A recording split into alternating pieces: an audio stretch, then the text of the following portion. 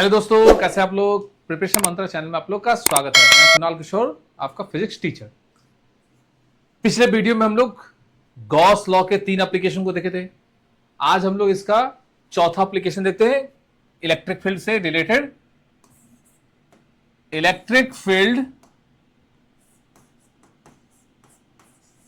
Due to charge hollow sphere.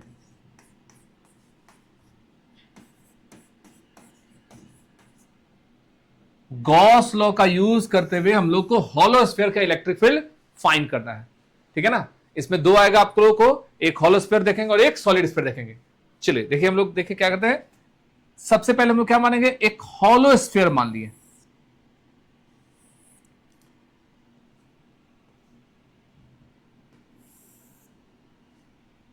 इस hollow sphere का radius जो है वो कैपिटल आर है। इस हॉलो स्फीयर पर हम लोग क्या करते हैं, चार्ज को यूनिफॉर्मली डिस्ट्रीब्यूट कर देते हैं। ठीक है ना।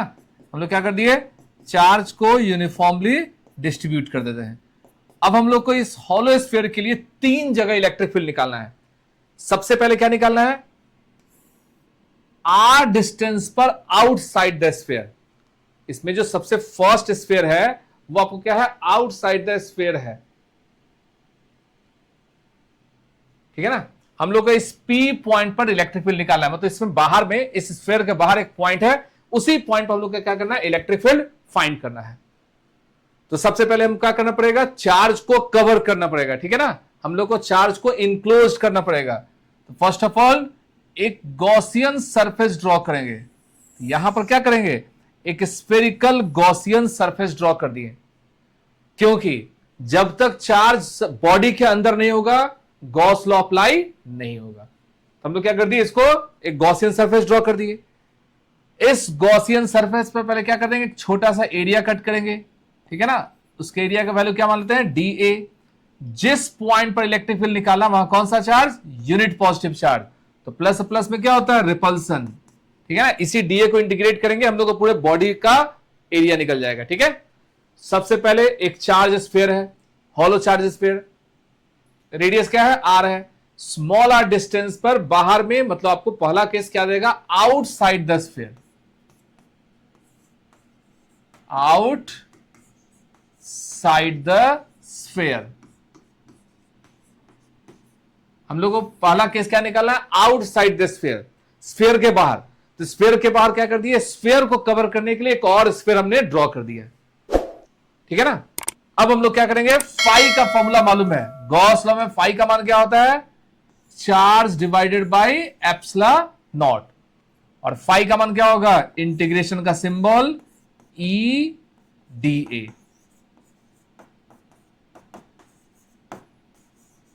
क्या होगा, E dot D A.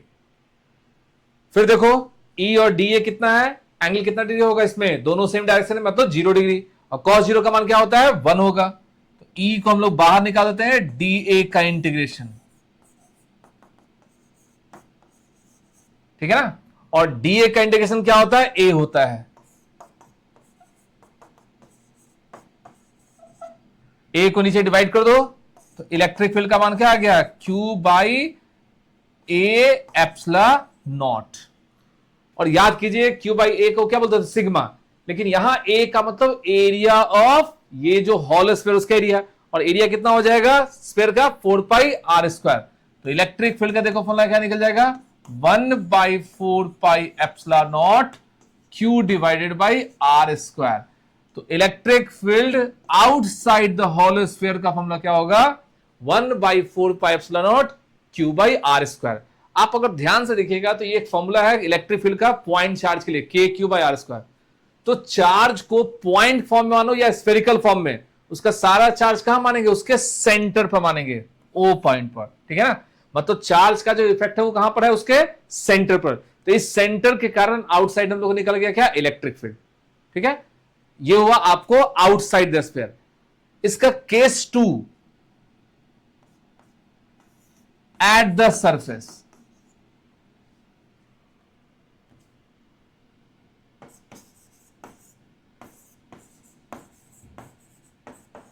Eight the surface. अगर सरफेस के ऊपर देखेंगे तो ये स्मॉल आर घटते घटते कितना हो जाएगा, कैपिटल आर के बराबर। मतलब इस फॉर्मूला में बस थोड़ा सा चेंज होगा, small R equal to capital R. तो ई का मान क्या निकल जाएगा, 1/4 pi epsilon naught Q divided by R square. मतलब स्फीयर के सरफेस पर जो इलेक्ट्रिक फील्ड क्या होगा, वो मैक्सिमम होगा। मतलब अगर किसी भी हॉलो स्फीयर को अगर मानेंगे तो उस स्फीयर के बाहर इलेक्ट्रिक फील्ड क्या होगा, के क्यू बाई आर स्क्वायर। उस स्फीयर के सरफेस पर क्या होगा, के Q by capital R square. अब लोग कहां निकलना है, उस स्फीयर के अंदर, ठीक है ना, उसके अंदर हम लोग इलेक्ट्रिक फील्ड निकालेंगे। दो केस निकल गया। लेकिन अगर हम लोग इसके अंदर में मानेंगे, ठीक है ना, इस स्फीयर के अंदर एक पॉइंट ले लो, ठीक है, हम लोग को मान लो इस पी पॉइंट पर इलेक्ट्रिक फील्ड निकालना है, उसके इनसाइड द। अब आप सोचिए गॉस लॉ क्या बताता है, चार्ज बॉडी, मतलब जो चार्ज होगा वो सरफेस के अंदर होगा। इस आउटसाइड के केस में ये बड़े वाले स्फीयर के अंदर चार्ज है, एट द सरफेस का मतलब सरफेस के नजदीक, तो वहां भी चार्ज है। लेकिन सरफेस के जब अंदर आएंगे तो इस स्फीयर के अंदर कोई चार्ज नहीं है।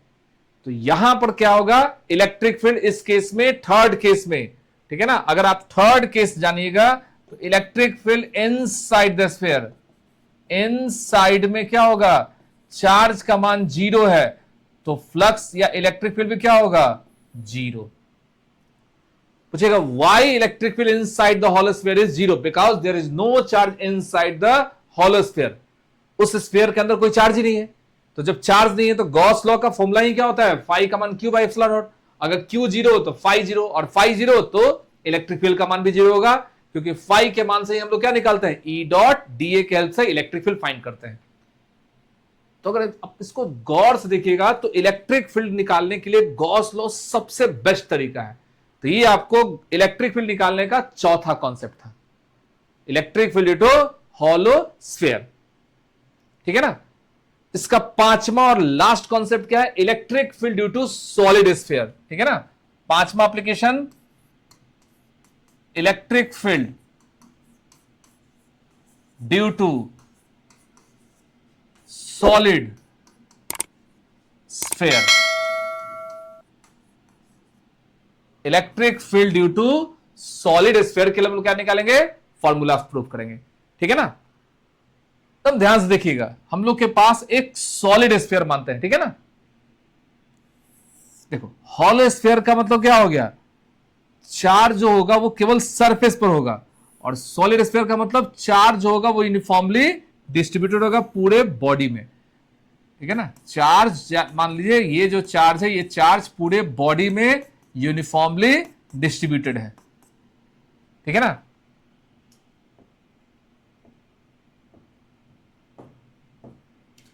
इसका रेडियस मान लीजिए कैपिटल आर, इससे स्मॉल आर डिस्टेंस, मतलब केस फर्स्ट यहां क्या है, आउटसाइड,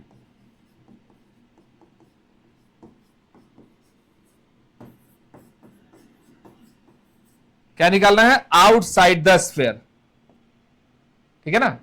सबसे पहले क्या निकालेंगे, आउटसाइड द स्फीयर। तो आउटसाइड के लिए क्या करेंगे, एक गॉसियन सरफेस ड्रॉ कर दिए, ठीक है ना, एक गॉसियन सरफेस ड्रॉ कर दिए। जहां पर हम लोग गॉसियन सरफेस ड्रॉ किए वहां पर एक छोटा सा एरिया ले लो, और जिस पॉइंट पर इलेक्ट्रिक फील्ड फाइंड करना है वहां पर कौन सा चार्ज रखेंगे, यूनिट पॉजिटिव चार्ज, ठीक है ना। तो आप देखिए तो इसमें ई और डी ए दोनों क्या है, सेम तरफ है। देखो आप अगर इसको ऑब्जर्व करोगे तो इलेक्ट्रिक फील्ड हॉलो स्फीयर के आउटसाइड में और इलेक्ट्रिक फील्ड सॉलिड स्फीयर के आउटसाइड में, दोनों केस में वैल्यू चेंज नहीं होता है। फ्लक्स का मान Q by epsilon not, flux के लिए क्या करेंगे, ई डी ए, क्या हो गया, क्यू बाई एप्सिलॉन नॉट। ई को बाहर निकालो, डी ए का इंटीग्रेशन क्या हो गया, ए, और ए नीचे डिवाइड कर दो, और ए का मान मालूम है ना, 4 पाई आर स्क्वायर। तो इलेक्ट्रिक फील्ड का फॉर्मूला क्या हो गया, 1/4 pi epsilon naught, electric field का formula 1/4πε0 Q divided by R square. तो आउटसाइड द स्फीयर में सॉलिड लो चाहे हॉलो लो चेंज नहीं करता है। उसी तरह अगर इसका सेकंड केस देखेंगे, at the surface, small R equal to capital R, तो इलेक्ट्रिक फील्ड का मान क्या हो गया 1/4πε0 Q by capital R square.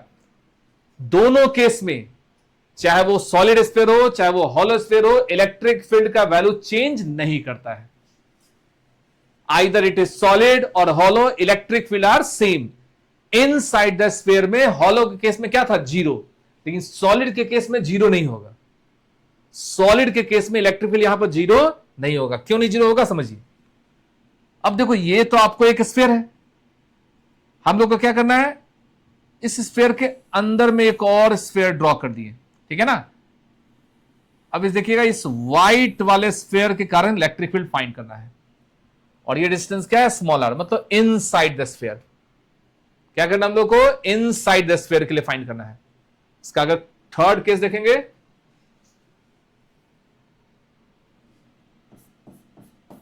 Inside,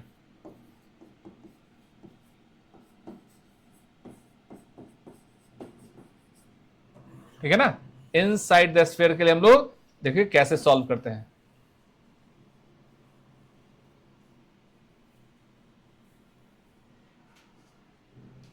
अब देखिए, सबसे पहले हमको गॉस लॉ का फॉर्मूला मालूम है, phi equal to Q divided by epsilon naught. लेकिन ध्यान से, क्यू क्या होता है, चार्ज जो बॉडी के अंदर हो, सरफेस के अंदर हो।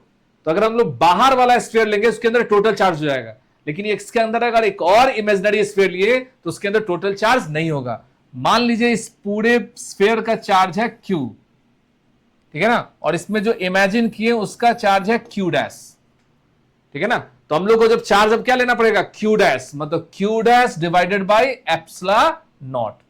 फाई का फॉर्मूला तो मालूम है, उसी तरह से होगा, E dA सेम होगा, integration Q dash by epsilon naught. D A का इंटीग्रेशन ए, मतलब E A equal to Q dash by epsilon naught. A नीचे डिवाइड कर दीजिए, 1/4 epsilon naught Q dash divided by R square. यहां तक कोई change नहीं। अब हम लोग को क्यू डैश फाइंड करना सीखना है, ठीक है ना। हम लोग को क्यू मालूम है, मतलब ये क्यू क्या है, पूरे स्फीयर का चार्ज। क्यू क्या हो गया, पूरे स्फीयर का चार्ज। और हम लोग को क्या निकालना है, क्यू डैश, मतलब उस स्फीयर के अंदर एक और इमेजिनरी स्फीयर मान लिए, उसका चार्ज निकालना है। फिजिक्स यहां पर काम खत्म हो गया। देखो अब चारों पांचों एप्लीकेशन में गॉस लॉ में हर लाइन में फाई का मान Q by epsilon naught. Phi का मान क्या होगा, ई डीए, डीए का इंटीग्रेशन ए हो गया, और ए का मान उस बॉडी का एरिया रख दीजिए। तो कोई चीज नहीं है, गॉस लॉ में फाई के फॉर्मूला से हम लोग इलेक्ट्रिक फील्ड फाइंड करते हैं। इसलिए गॉस लॉ का पूछेगा what is the use of Gauss law. Gauss law का काम इलेक्ट्रिक फील्ड फाइंड करना यूनिफॉर्म बॉडी के लिए। तो हम लोग को क्यू डैश कैसे निकलेगा, इस पूरे स्फीयर का वॉल्यूम कितना होता है, स्फीयर का वॉल्यूम 4/3 पाई आर क्यू। तो अगर हम लोग क्यू डैश निकालेंगे तो पहले डेंसिटी निकालना होगा। क्यू मतलब total charge divided by volume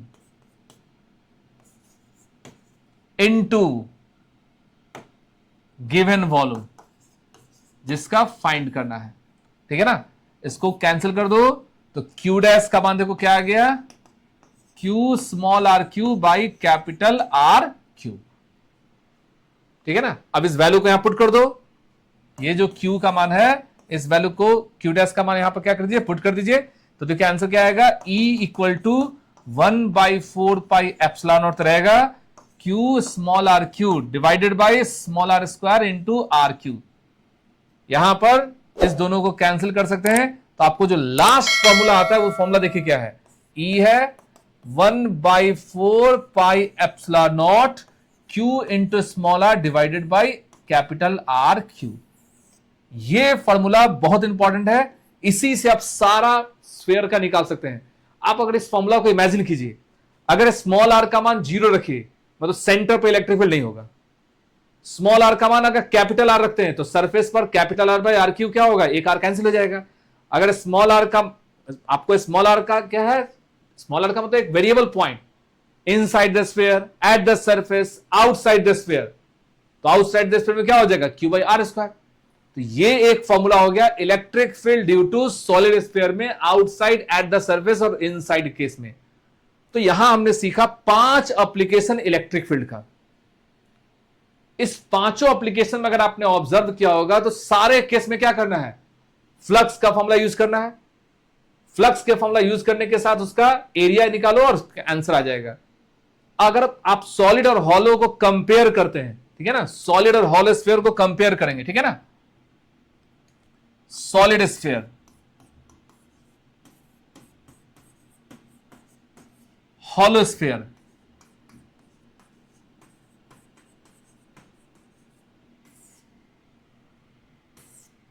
ठीक है ना, case first outside the surface, फिर एट द सरफेस,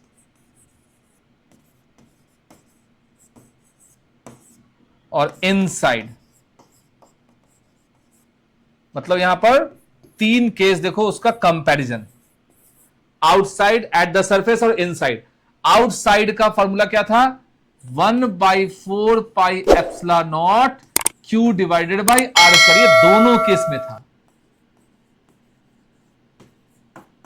याद करने का ट्रिक, दोनों केस में सेम था। एट द सरफेस में ये जो स्मॉल आर है वो क्या हो जाएगा, capital R, that is radius.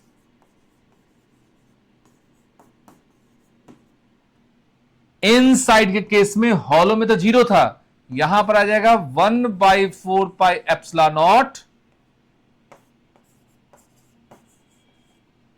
Q into small R divided by capital R Q. तो इसको अगर हम लोग ग्राफिकली सॉल्व करें तो यहां पर मान लीजिए डिस्टेंस, और ये आपको स्मॉल आर है और ये कैपिटल आर एक पॉइंट है। इलेक्ट्रिक फील्ड और डिस्टेंस के बीच का ग्राफ ड्रॉ करना है। तो अगर हम लोग सॉलिड स्फीयर का ग्राफ ड्रॉ करें तो सॉलिड स्फीयर के केस में क्या है, सेंटर पर 0 होगा, और जैसे जैसे स्मॉल आर का मान बढ़ेगा इलेक्ट्रिक फील्ड का मान क्या होगा, इंक्रीज करेगा। तो ये लिनियरली इंक्रीज करेगा, ठीक है ना, इलेक्ट्रिक फील्ड का मान क्या होगा, लिनियरली इंक्रीज करेगा, और उसके बाद सडनली डिक्रीज होना स्टार्ट होगा इनफाइनाइट डिस्टेंस पर। ये आपको क्या है, सॉलिड स्फीयर के लिए। अगर इसी को मानेंगे हॉलो स्फीयर के लिए, तो हॉलो स्फीयर में फिर में क्या होगा, स्टार्टिंग में इलेक्ट्रिक फील्ड पहले 0 होगा, फिर सडनली इंक्रीज होगा, और उसके बाद इसी पर घटना स्टार्ट होगा, ठीक है ना। मतलब ये जो है, ये व्हाइट केस किसके लिए है, हॉलो स्फीयर, और ये येलो वाला ग्राफ किसके लिए है, सॉलिड स्फीयर। मतलब यहां पर डिस्टेंस और इलेक्ट्रिक फील्ड का कंपैरिजन आपको पता चल गया। मतलब सॉलिड स्फीयर के क्या होगा, पहले इलेक्ट्रिक फील्ड बढ़ेगा फिर घटना स्टार्ट होगा, और हॉलो में पहले स्टार्टिंग में 0 फिर बढ़ गया और उसका फिर से घटना स्टार्ट होगा। मतलब इस तरह से हम लोग इलेक्ट्रिक फील्ड का ग्राफ भी बना सकते हैं, और ग्राफ बनाने के लिए बेसिक मैथमेटिक्स या तो स्ट्रेट लाइन डायरेक्टली होगा, नहीं तो इनवर्सली प्रोपोर्शनल, ठीक है ना। इसी दोनों पर हम लोग सारे एप्लीकेशन का ग्राफ को ड्रॉ कर सकते हैं। ग्राफ में पूछेगा आपको कौन सा इलेक्ट्रिक फील्ड किस पर डिपेंड कर रहा है, तो इलेक्ट्रिक फील्ड का ये फॉर्मूला हम लोग निकाल सकते हैं। तो चैप्टर 1 में आप याद कर रहिए कि इलेक्ट्रिक फील्ड से रिलेटेड हम लोग को इतना ही कॉन्सेप्ट है। उसके बाद उसका एप्लीकेशन मतलब न्यूमेरिकल बेस्ड टॉपिक होता है। अगर आप ऑब्जर्व कीजिएगा तो इस चैप्टर में गॉस लॉ और उसका 5 एप्लीकेशन, उसी तरह डाइपोल का 3, मतलब 8-10 इसमें डिफरेंट डेरिवेशन है। उस डेरिवेशन का यूज करके और भी बहुत सारा फॉर्मूला इसमें डिराइव किया जा सकता है, ठीक है ना। तो इतना टॉपिक अगर आपको कमांड है तो आप इससे रिलेटेड न्यूमेरिकल को आप स्टार्ट कर सकते हैं, ठीक है ना। तो नेक्स्ट वीडियो में हम लोग क्या करेंगे, इससे रिलेटेड कुछ न्यूमेरिकल को हम लोग देखेंगे, डिफरेंट टॉपिक को, एक एक कॉन्सेप्ट को क्लियर देखेंगे, फॉर्मूला कैसे समझा जाता है। तो ये इलेक्ट्रिक फील्ड का पहले क्या कीजिए, आप लोग पूरा फॉर्मूला को अच्छे से याद कर जाइए, एक बार सब सारे वीडियो को आप रिकैप कर जाइए, ठीक है ना। तो इस तरह के वीडियो को देखने के लिए चैनल को लाइक कीजिए, सब्सक्राइब कीजिए। Thank you for watching preparation Mantra.